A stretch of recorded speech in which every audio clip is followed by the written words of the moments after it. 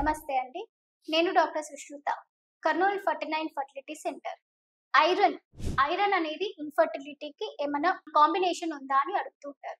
So, iron tablets యాక్చువల్‌గా ఎందుకు use చేస్తారు చాలామంది ఇన్‌ఫర్టిలిటీ కోసం వచ్చిన వాళ్ళు అనంటే, కొన్ని కొన్ని సార్లు ఏమవుతుంది అంటే మనకి తెలియకుండానే పేషెంట్‌లలో హార్మోన్స్‌తో పాటి ఈ ఐరన్ అనేది కూడా తక్కువుంటుంది. అంటే వాళ్ళు సరిగ్గా ఫుడ్ తీసుకోకపోవడం, అంటే క్వాలిటీ ఫుడ్ తీసుకోకపోవడం. ఏది ఐరన్ ఇంప్రూవ్ అయ్యడానికి, తర్వాత ఫోలిక్ యాసిడ్ ఇంప్రూవ్ అవ్వడానికి క్వాలిటీ ఫుడ్ చాలా మంది తినరనమాట ఆడవాళ్ళు.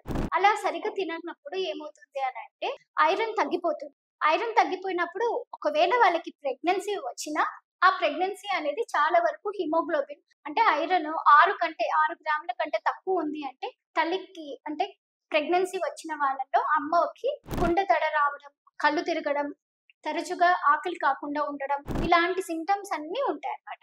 సో, ఈ ఐరన్ అనేది తక్కువ ఉన్నప్పుడు హిమోగ్లోబిన్ దాంట్లో తగ్గిపోతే అప్పుడు వాళ్ళకి స్పాంటేనియస్‌గా అబార్షన్స్ అయ్యే ఛాన్సెస్ కూడా ఉంటాయి. ఒక్కొక్కసారి ఏమవుతుందంటే ఆ అబార్షన్స్ ఎక్కువైనప్పుడు యూట్రస్ అనేది నార్మల్ సైజ్‌కి కాకపోతే హెవీ బ్లీడింగ్ అవ్వడం ఉంటుందన్నమాట. సో, అది కూడా ఒక్కొక్కసారి ప్రాణానికి ప్రమాదం.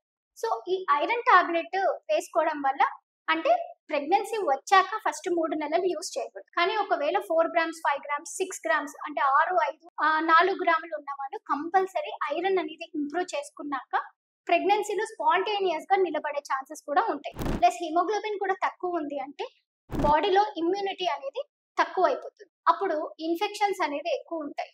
సో, ఇలాంటివన్నీ ఉన్నప్పుడు బేబీని ఆ గర్భసంచి మొయ్యలేదన్నమాట.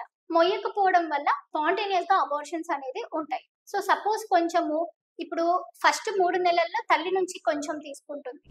పెరిగే బిడ్డ తీసుకుంటుంది. ఆ తర్వాత మాయ ఫార్మ్ అవుతుంది. మాయ ఫార్మ్ అయినప్పుడు ఈ ప్రెగ్నెన్సీలో ఈ హిమోగ్లోబిన్ అనేది తక్కువ ఉంటే మాయకి, తల్లికి, బిడ్డకి ముగ్గురికి ప్రమాదమే ఉంటుంది. సో, అవి అబార్షన్స్ అయ్యే ఛాన్సెస్ కూడా ఎక్కువ ఉంటాయి. సో, హిమోగ్లోబిన్ ఇంప్రూవ్ చేసుకోవడం చాలా ఇంపార్టెంట్. థాంక్ యూ అండి.